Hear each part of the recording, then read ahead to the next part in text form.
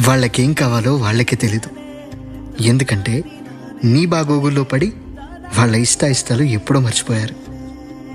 కేవలం నువ్వు బాగుండాలని, నీ కలలు నిజమవ్వాలని వాళ్ళెప్పుడూ కష్టపడ్డారు. ప్రపంచానికి వాళ్ళు ఏం కాకపోవచ్చు, కానీ నీ జీవితంలో అంతకన్నా గొప్ప హీరో ఎవరు లేరు.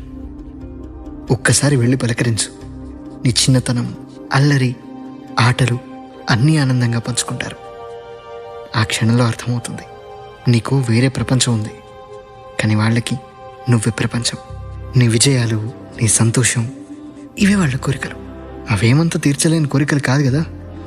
ఆగిపోవాలనిపించినా, ఓడిపోతున్నట్టు అనిపించినా ఒక్కసారి అమ్మని, నాన్నని గుర్తు చేసుకో. వాళ్ళ కష్టం ముందు మనకెదురయ్యే కష్టం ఏ పాటిది? నీకోసమే బ్రతికే వాళ్ళకంటే ముఖ్యమైనది ఇంకేముంది? కష్టపడు. వాళ్ళ కళ్ళల్లో సంతోషం చూడడం కోసం ఆహర్నిశలు కష్టపడు. అమ్మ నాన్న కోసం కష్టపడు.